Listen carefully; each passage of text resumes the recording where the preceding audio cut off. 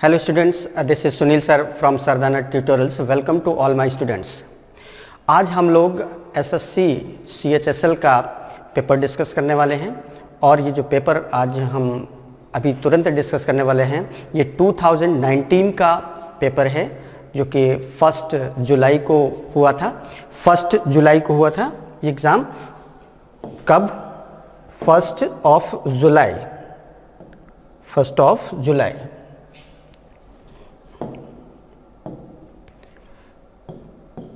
First जुलाई 2019 का paper हम लोग डिस्कस करने वाले हैं। SSC CHSL 10+2 Tier 1 CB exam 1 जुलाई 2019 को ये कंडक्ट हुआ था।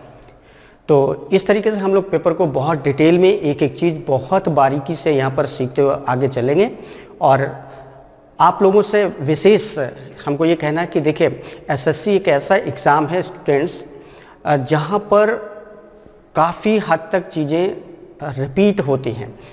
तो पेपर डिस्कस करने का मेन जो ऑब्जेक्टिव है वो यही है कि आपको इससे बहुत सारे क्वेश्चंस ऐसे लगेंगे कि ये क्वेश्चन हम करके आए हैं। जब आप एग्ज़ाम फेस करेंगे तो आपको ऐसा लगेगा कि हम इनमें से बहुत सारे क्वेश्चंस की प्रैक्टिस ऑलरेडी कर चुके हैं जो कि आपके कंपटीशन को बहुत ही क्या बना देगी, आसान। तो चलिए इसी बेस पर हम लोग क्वेश्चन पेपर यहाँ पर पूरा का पूरा डिस्कस करेंगे। बहुत अच्छी तरीके से चीज़ों को सीखेगा और एक एक क्वेश्चन बहुत बारीकी से हम लोग यहाँ पर सीखेंगे। तो चलिए देखते हैं कि जो हम लोग का फर्स्ट क्वेश्चन है वो क्या है। देखिए क्वेश्चन आपके सामने आ चुका है और क्वेश्चन क्या है पढ़ लेते हैं। The area of a field in the shape of a hexagon is 2400√3 metre square. What will be the cost of fencing it at ₹18.5 per metre. Hindi में भी क्वेश्चन आपके सामने लिखा है, क्वेश्चन समझ गए होंगे।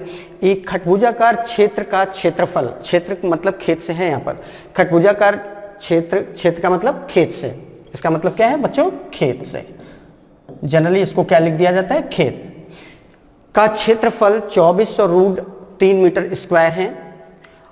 18.50 रुपए प्रति मीटर, यह 18 दशमलव है, यहाँ पे पॉइंट है। 18.5 रुपए प्रति मीटर की दर से इसकी बाड़ लगाने का, बाड़ का मतलब जो बॉर्डर लगाया जाता है उसका खर्च क्या होगा। तो चलिए देखें, बहुत बढ़िया सा क्वेश्चन है बच्चों। एक बात बताओ, कह रहा है सम खटभुजाकार खेत का क्षेत्रफल 2400√3 मीटर स्क्वायर है। अब इसके आसपास जो हमको बाड़ लगानी है उसका खर्च बताना है, जबकि उसका रेट क्या दिया है 18.50 पर मीटर स्क्वायर। तो सबसे पहला काम हमको बच्चों क्या करना पड़ेगा, सबसे पहला काम जो हमको करना होगा वो ये करना होगा कि हमको टोटल एरिया पता होना चाहिए। जैसे कि यहाँ पर चलिए दिया है खटभुजाकार खेत का जो एरिया है वो एरिया बच्चों कितना दिया है, एरिया दिया है 2400√3 मीटर स्क्वायर। ये एरिया दिया है, इतने मीटर स्क्वायर टोटल एरिया है। अब खेत का आकार कैसा है, सम खटभुज है, तो खटभुज का जो एरिया होता है वो क्या होता है, खटभुज का एरिया होता है 6 × √3/4 साइड स्क्वायर। क्या होता है, साइड स्क्वायर। और ये इक्वल दिया है 2400√3 मीटर स्क्वायर, ये दिया ना। चलिए बच्चों एक काम करते हैं, यहां से √3 से ये √3 हमारा क्या हो गया, कैंसिल हो गया। 6 से डिवाइड कर देंगे इसको तो कितना आ जाएगा, ये आ जाएगा 400। कितना आ गया, 400। अब साइड स्क्वायर की वैल्यू बताओ यहां से क्या हो जाएगी, यहां से साइड स्क्वायर की जो वैल्यू आ जाएगी वो बच्चों क्या हो जाएगी, 400 × 4 क्रॉस मल्टीप्लाई कर देंगे, कितना आ जाएगा 1600 मीटर स्क्वायर। तो साइड की वैल्यू क्या आ जाएगी, इससे साइड की जो वैल्यू आएगी वो आ जाएगी आपकी, देखिए साइड स्क्वायर की वैल्यू 1600 है तो साइड की वैल्यू इसका स्क्वायर रूट लेंगे तो कितना आ जाएगा 40 मीटर, 40 मीटर। हमें एक चीज़ पता चल गई कि जो इस सम खटभुज की साइड है बच्चों वो कितनी है, 40 मीटर। अब सम खटभुज की साइड आगे 40 मीटर, हमसे पूछा क्या गया है, इस तरीके से समझ लो, ये सम खटभुज ऐसे है, इस तरीके से है, ये साइड 40 है, ये चीज 40 है बच्चों, कितनी है 40, तो ये भी 40 होगी, इसी तरीके से ये सभी 40 होगी तो इसका जो परिमाप होगा आसपास की जो बाउंड्री की बाड़ ऐसे लगानी आसपास, तो क्या हो जाएगा 1 2 3 4 5 6 है ना, तो 40 इंटू कितना हो जाएगा 6, 40 इंटू 6 हो जाएगा, 40 इंटू 6 मतलब कितना हो जाएगा 240 मीटर। कितना हो जाएगा बच्चों 240 मीटर हो जाएगा। जब 240 मीटर ये हमको पता चल गया कि इसके आसपास की बाउंड्री कितनी 240 मीटर, और 1 मीटर स्क्वायर का जो खर्चा आ रहा है वो 18 रुपये 50 पैसे आ रहा है, तो टोटल खर्च आएगा, टोटल एक्सपेंस वो कितना आएगा, टोटल एक्सपेंस जो होगा वो कितना होगा 240 को हम लोग क्या करेंगे 18.50 से मल्टीप्लाई कर देंगे, 18.50 से मल्टीप्लाई कर देंगे। तो देखो बच्चों कितना हो जाएगा, ये मल्टीप्लाई करिए, 0 0 हम बाद में एडजस्ट कर लेंगे, 24 पंचे 120 मतलब 0 12, 24 अट्ठे 192 और 12 204, 20 आ गया, 24 एकम 24 20, 24 एकम 24 20 44 है ना, और ये जो 2 जीरो हैं वो इस तरीके से आ जाएंगे और 2 अंक के बाद दशमलव, तो कितना आ जाएगा 4440 रुपए। और यहाँ पर आप ये देख रहे हैं कि जो ऑप्शन है वो किस नंबर पर दिया है, ए नंबर पर। तो इस तरीके से इस क्वेश्चन का जो आंसर होगा हमारा वो बच्चों कितना आ जाएगा 4440 रुपए। तो बहुत अच्छे से ये क्वेश्चन समझ पाए ना, क्या किया गया है क्वेश्चन में, यहाँ से समझ लो। एरिया क्या दिया था 2400 अंडर रूट 3 मीटर स्क्वायर दिया था। अब समखटभुज का एरिया होता क्या है 6 इंटू रूट 3/4 साइड स्क्वायर, तो ये एरिया हो गया समखटभुज का और ये बराबर है 2400 रूट 3 मीटर स्क्वायर के। तो रूट 3 से रूट 3 ये कैंसिल हो गया, 6 से इसको डिवाइड किया 400 आ गया, तो साइड स्क्वायर की वैल्यू 400 इंटू 4 कितना हो गया 1600, तो साइड की वैल्यू आ गई 40 मीटर। और अगर इसकी साइड 40 मीटर आ गई तो इसकी बाउंड्री जो आसपास हम बाड़ लगाएंगे, जो फेंसिंग करेंगे वो कितना होगा 40 इंटू 6 240 मीटर। 1 मीटर स्क्वायर का खर्चा हम 1 मीटर का खर्चा हमको पता है, 1 मीटर का खर्च कितना आ रहा है 18 रुपये 50 पैसे, तो टोटल एक्सपेंस कितना हो गया, मल्टीप्लाई कर दिया और इस तरीके से बच्चों हमारा क्वेश्चन सॉल्व हो गया। तो बहुत अच्छे से समझ पाए होंगे, बहुत बढ़िया सा क्वेश्चन था। चलिए अब इसी तरीके से हम लोग आगे बढ़ते हैं और देखते हैं अपना नेक्स्ट क्वेश्चन क्या है। बहुत बढ़िया सा क्वेश्चन फिर से आया हुआ है और बहुत बढ़िया क्वेश्चन क्या है वो देख लेते हैं। बोला है in a circle with centre O, एक सर्किल है जिसका सेंटर O है, AD is a diameter and AC is a chord. AD diameter है और AC इसका एक कॉर्ड है, कॉर्ड मतलब जीवा। B is a point on AC, AC पर एक पॉइंट B है, such that OB equal 5 centimetre and angle OBA equal 60 degree. If angle DOC equal 60 degree then what is the length of BC। ठीक है, हिंदी में लिखा है question, Hindi वाले जो लोग हैं वो हिंदी में पढ़ लें क्वेश्चन, बहुत बढ़िया सा क्वेश्चन लिखा है। O केंद्र वाले वृत्त में AD व्यास तथा AC एक जीवा है, B AC पर एक बिंदु है ताकि OB बराबर 5 centimetre, angle OBA equal 60 degree, angle DOC equal 60 degree, तो BC की लंबाई कितनी। बहुत बढ़िया सा क्वेश्चन है, चलिए देखते हैं क्या है।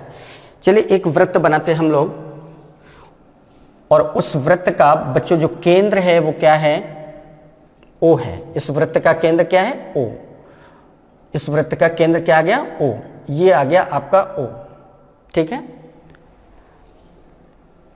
O केंद्र वाले वृत्त में AD व्यास है, व्यास इस तरीके से ऐसे बना लो, व्यास ऐसे होता है ना, ये इस तरीके से ये आपका सेंटर हो गया, ये AD व्यास हो गया, AD ये क्या हो गया बच्चों व्यास, तथा AC एक जीवा है। अब AC एक जीवा, A पॉइंट को साथ में लेकर चलना, तो AC जीवा इस तरीके से होती है, ये AC हो गया, जीवा हो गई। B AC पर एक बिंदु है, इस AC पर एक पॉइंट है B, सपोज ये पॉइंट है B, ये कौन सा पॉइंट है बच्चों B पॉइंट है।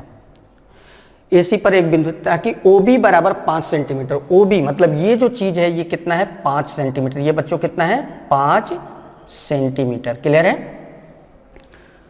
Angle OBA equal 60 degree, OBA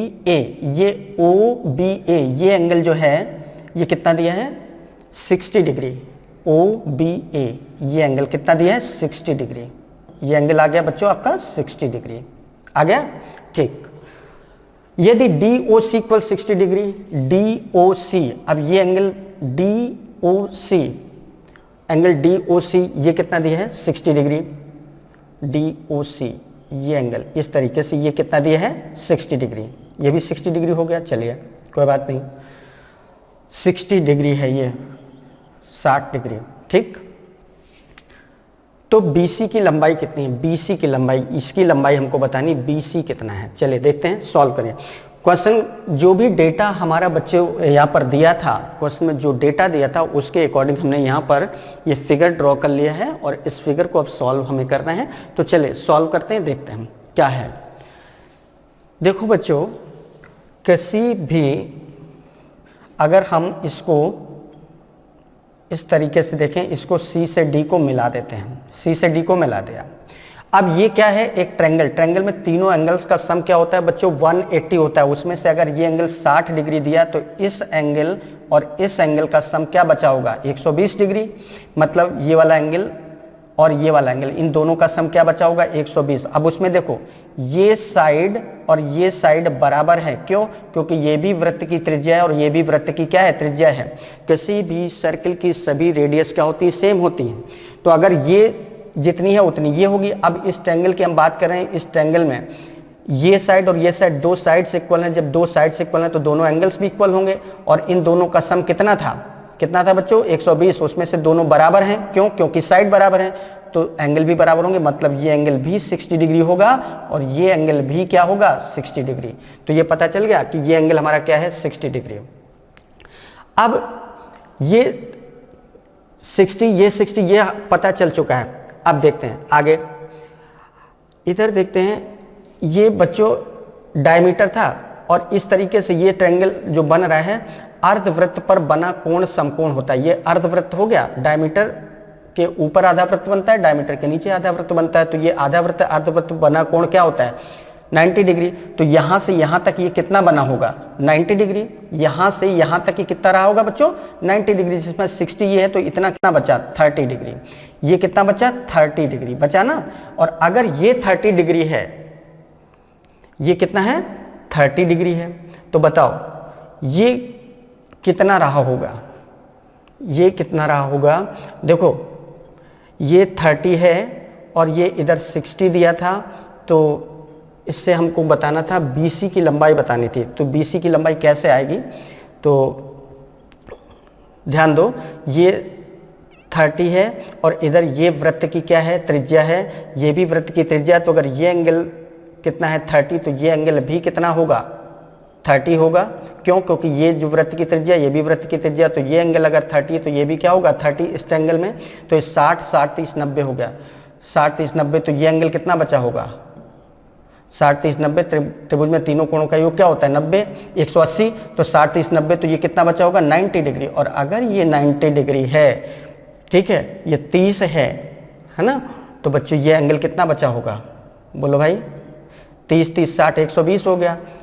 30 30 60 तो ये पूरा 120। तो ये एंगल कितना आ गया? 30 डिग्री। और ये ध्यान दो, ये भी 30 ये भी 30। तो अगर ये BC OB बराबर 5 है, OB बराबर 5 है, 5 सेंटीमीटर है, कितना है? OB बराबर 5 सेंटीमीटर दिया है ना। अगर OB हमारा 5 सेंटीमीटर है तो BC भी हमारा क्या होगा? 5 सेंटीमीटर होगा। कितना होगा? 5 सेंटीमीटर। क्यों? क्योंकि ये एंगल 30 है तो ये भी 30 आ रहा है। तो अगर इस 30 डिग्री के एंगल के सामने की साइड ये 5 है तो इस 30 डिग्री के अपोजिट साइड ये भी क्या होगी? 5। तो इस क्वेश्चन का आंसर बच्चों क्या आ जाएगा? 5 सेंटीमीटर। तो यहाँ पर जो इस क्वेश्चन का आंसर आएगा वो कितना आ जाएगा? 5 सेंटीमीटर। क्लियर है? बहुत बढ़िया क्वेश्चन था, बहुत अच्छे से यहाँ पर एक्सप्लेन किया गया। यहाँ पर सब चीज़ें कैसे क्या हुआ वो चीज़ समझ में आ गई होगी। ठीक है, एक बार फिर से एक्सप्लेन कर दे रहे हैं जिससे कि सारे डाउट्स क्लियर हो जाएं। AD हमारा क्या था? व्यास था। जैसा कि सब कुछ यहाँ पर दिया हुआ था। ये एंगल कितना दिया हुआ था? 60 दिया था। ये एंगल 60 दिया था। अब इस त्रिभुज की अगर हम बात करें, C से D मिला दिया तो ये हमारा ट्रायंगल बन गया। त्रिभुज के तीनों कोणों का योग 180 होता है। उसमें से 60 अगर हटा दो तो ये और ये दोनों कोण का योग 120 बचा होगा। उसमें ये साइड और ये साइड बराबर है। क्यों? क्योंकि ये भी वृत्त की त्रिज्या और ये भी वृत्त की त्रिज्या है। तो अगर दो साइड्स बराबर है तो दो एंगल्स भी बराबर होंगे। तो 120 को दो बराबर भागों में डिवाइड कर दिया तो ये 60 है तो ये भी 60 है। अब देखो ये 60 आ गया, ये भी 60 आ गया। अब अर्धवृत्त पर बना कोण, ये डायमीटर है तो जाहिर सी बात है नीचे ये इतना पोर्शन अर्धवृत्त है। अर्धवृत्त पर बनने वाला कोण हमेशा समकोण होता है। मतलब ये कोण 90 डिग्री होगा तो ये 60, तो ये कितना बचा होगा? 30। अब ये 30 है तो ये भी 30 होगा, क्योंकि ये वृत्त की त्रिज्या तो ये भी तो वृत्त की त्रिज्या है, ये भी 30 आ गया। अब 60 30 90 त्रिभुज के तीनों कोणों का योग 120 180 अंश होता है, तो 60 30 90 90 हटा दो तो ये एंगल 90 बचा। अब इस त्रिभुज की बात करें तो ये 30 तो ये भी 30 30 30 60 180 में 60 हटा दो तो यहाँ से यहाँ तक 120 बचेगा, तो 90 ये ऑलरेडी है तो ये कितना बचा 30। अब ये एंगल 30 है, ये भी 30 है, तो अगर ये इस 30 डिग्री के सामने की साइड ये 5 दिया है तो जाहिर सी बात है इस 30 डिग्री के सामने की भी साइड क्या होगी 5 सेंटीमीटर होगी। इस तरीके से क्वेश्चन सॉल्व हुआ है। बहुत बढ़िया सा क्वेश्चन था, उम्मीद करते हैं बहुत बढ़िया तरीके से आपको समझ में भी आया होगा। तो चलिए अब बात कर लेते हैं अपने नेक्स्ट क्वेश्चन की।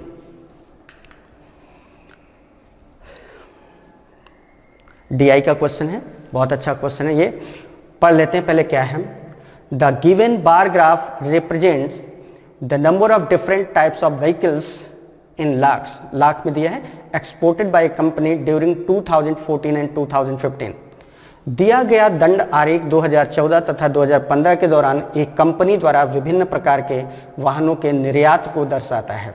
ये जो इस तरीके से हल्का वाला ब्लू कलर है ये 2014 है और डार्क वाला ब्लू कलर है 2015 है। ठीक है, तो क्वेश्चन जो बताया गया है वो क्या है, कह रहा है 2014 में निर्यातित बी, डी तथा ई प्रकार के वाहनों की कुल संख्या, 2015 में निर्यातित ए, सी, डी तथा ई प्रकार के वाहनों की कुल संख्या का कितना प्रतिशत है। तो 2014 में बच्चों में बी, डी और ई का देखना है। 2014 में मतलब जो हल्का कलर है उसको देखना है। हल्का कलर में किसका देखना है, बी, डी और ई का। बी का कितना है बच्चों 25 है ना, ठीक। डी में कितना है 45, तो 25 प्लस 45 हुआ, प्लस ई में कितना है 50, टोटल कितना हो गया, ये 25 और 45 70, 70 और 50 कितना हो गया 120। ये तो हमारा 2014 का हो गया। अब इसी तरीके से 2015 में देखिए ए, सी, डी और ई का देखना है। अब की बार डार्क वाला देखना है, तो ये कितना है 35, ई में 35 है, सी में कितना है 40 है, 35 प्लस 40 प्लस डी में कितना है, डी में बच्चों कितना है 55 है और ई में कितना है 57 है। सभी को ऐड करो कितना हो गया 505 5 10 7 17, 1 कैरी, 3 1 4 4 8 8 5 13 13 5 18, कितना हो गया 187, कितना आ गया 187। तो वही कह रहा है कि ये जो है 2014 में निर्यातित बी, डी तथा ई प्रकार के वाहनों की कुल संख्या 2015 में ए, सी, डी तथा ई प्रकार के वाहनों की कुल संख्या का कितना प्रतिशत है। तो कह रहा है ये जो नंबर है 120 वो 187 का कितना परसेंट है। तो 120 देखना है हमको कितने पर 187 पर, 187 पर।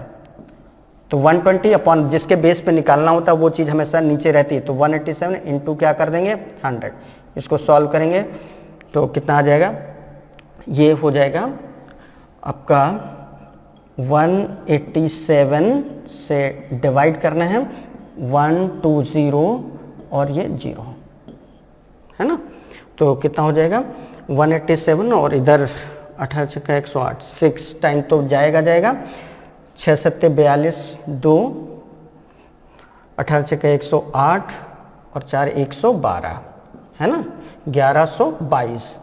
तो इधर कितना बचेगा 78 बच जाएगा और ये 0 ऐसे उतार लेंगे तो ये 204 4 बार चला जाएगा है ना।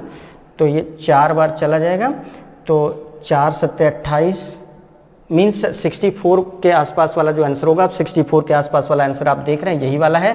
तो इस तरीके से डेफिनेटली इस क्वेश्चन का आंसर क्या आ जाएगा 64.2%। तो ये था DI का क्वेश्चन और ये भी बहुत अच्छे से आपको समझ में आया होगा, कहीं कोई इश्यू नहीं, कहीं कोई प्रॉब्लम नहीं। तो देख रहे हैं क्या किया गया, जैसा जैसा बोल रहा था बस हमने वैसे ही किया है और कुछ भी नहीं किया है।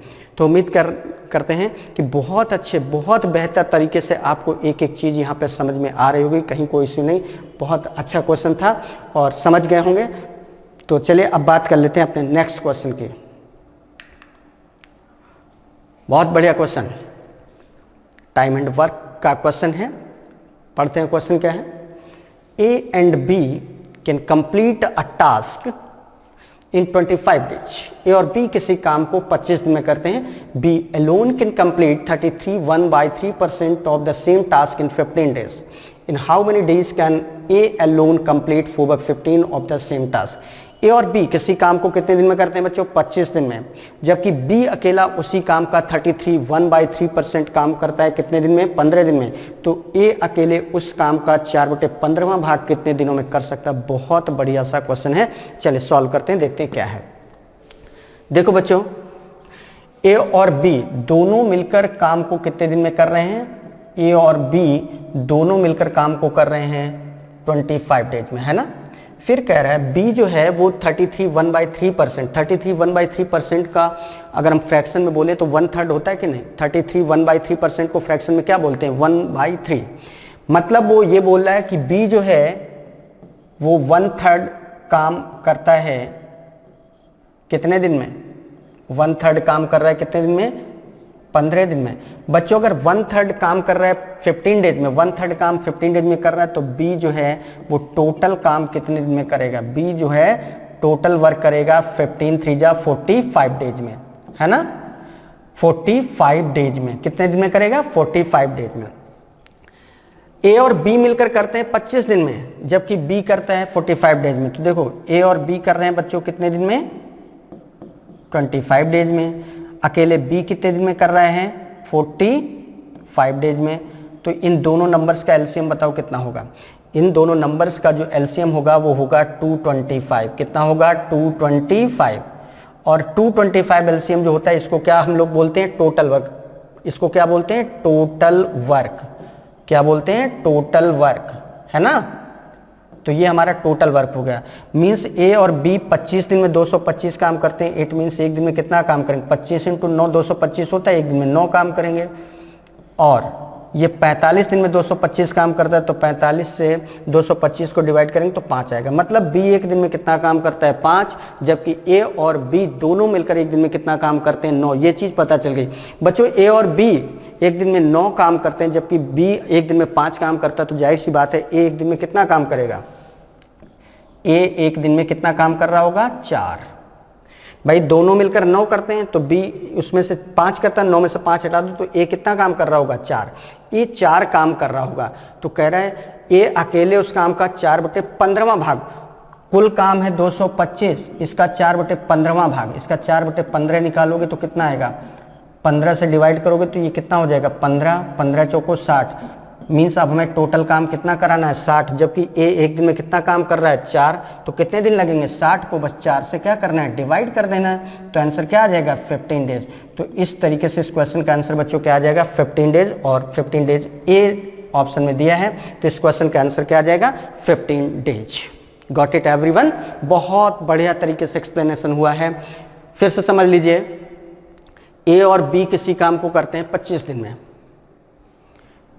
नोट कर लिया। फिर बी कह रहा था 33 1/3% कितने दिन में करता है? 15 दिन में।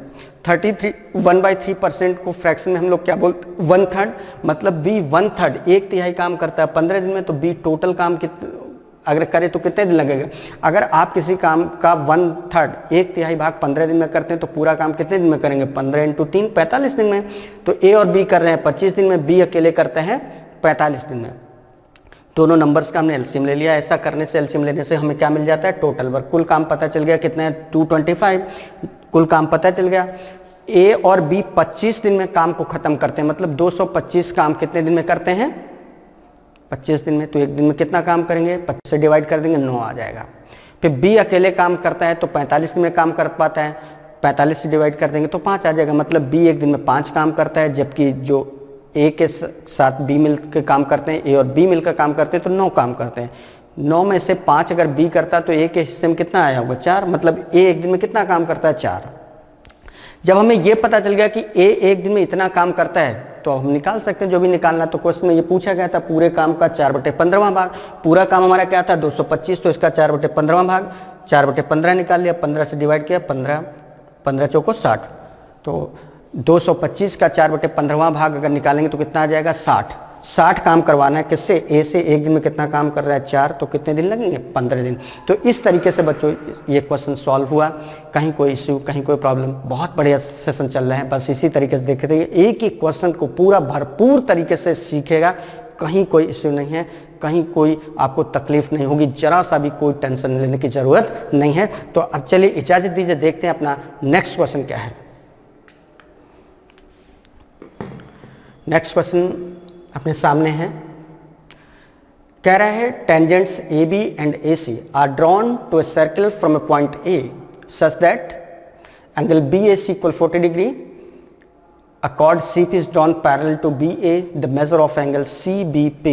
तो कोण CBP की माप बतानी है। एक बिंदु A से किसी वृत्त पर स्पर्श रेखाएं AB तथा AC खींची गई हैं। एंगल BAC इक्वल 40 डिग्री दिया है, तो BA के समांतर CP एक जीवा खींची गई है, तो CBP की माप क्या होगी। बहुत बढ़िया सा क्वेश्चन। इसको फिगर पहले ड्रॉ कर लेते हैं। देखिए फिगर ड्रॉ कर लेते हैं। तो एक ये बच्चों क्या है, सर्कल है, वृत्त है। इस तरीके से ये वृत्त हो गया। अब एक बिंदु है, उससे 2 स्पर्श रेखाएं खींची जाती है। मान लो ये पॉइंट यहां पर है, इस तरीके से ये पॉइंट है ए। ये पॉइंट कौन सा है, ए। तो एक स्पर्श रेखा इस तरीके से हमने खींची है, एक स्पर्श रेखा इस तरीके से खींची, स्पर्श करते हुए जा रही। दूसरी स्पर्श रेखा हमारी इस तरीके से जा रही है। ये एक स्पर्श रेखा है ए बी और एक है ए सी, ये है, और इसका केंद्र क्या है, ओ। इसका केंद्र क्या है, ओ है। इतना हो गया। एक स्पर्श रेखा ए बी हो गई, एक स्पर्श रेखा ए सी हो गई। फिर कह रहा है बी ए सी बराबर 40 डिग्री दिया है। बी ए सी ये एंगल कितना दिया है बच्चों, 40 डिग्री। कितना दिया है, 40 डिग्री। बी ए के समांतर सी पी एक जीवा खींची गई। बी ए के समांतर सी पी, बी ए के समांतर, इसके समांतर कुछ इस तरीके से ऐसे ये जीवा है। ये कौन सी जीवा है, इस जीवा का नाम है सी पी। ये पॉइंट है पी, खींच लिया।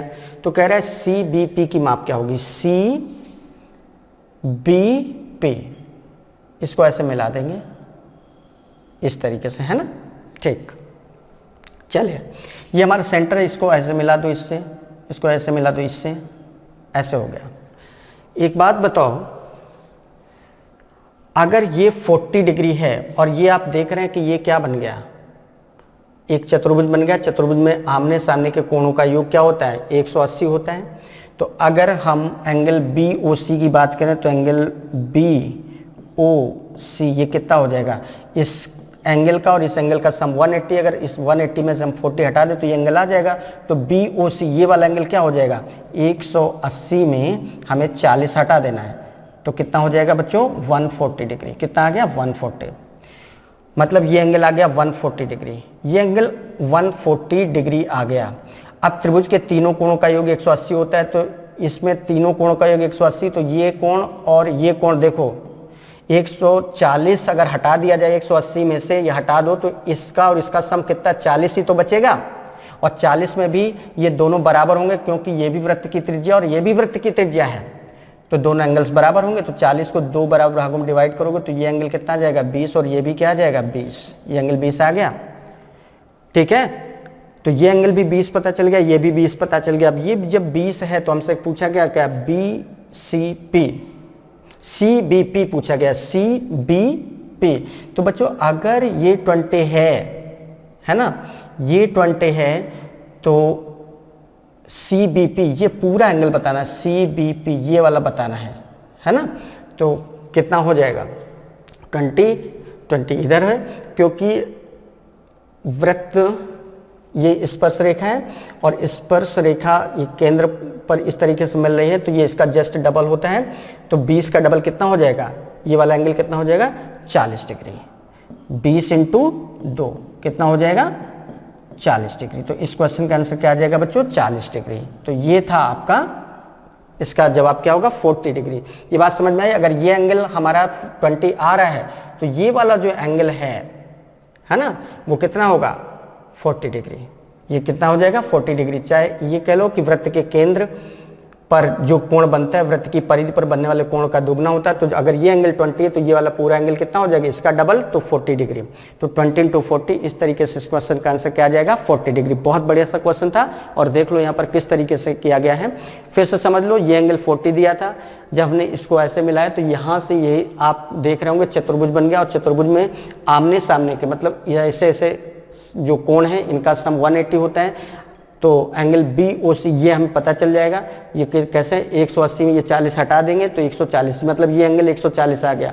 अब ये त्रिभुज अगर हम देखें तो त्रिभुज में सभी एंगल्स का सम 180 होता है, उसमें से 140 हटा दो तो इसका सम 40 बचेगा, और उसमें भी ये दोनों बराबर होंगे क्योंकि ये भी वृत्त की त्रिज्या और ये भी वृत्त की त्रिज्या है।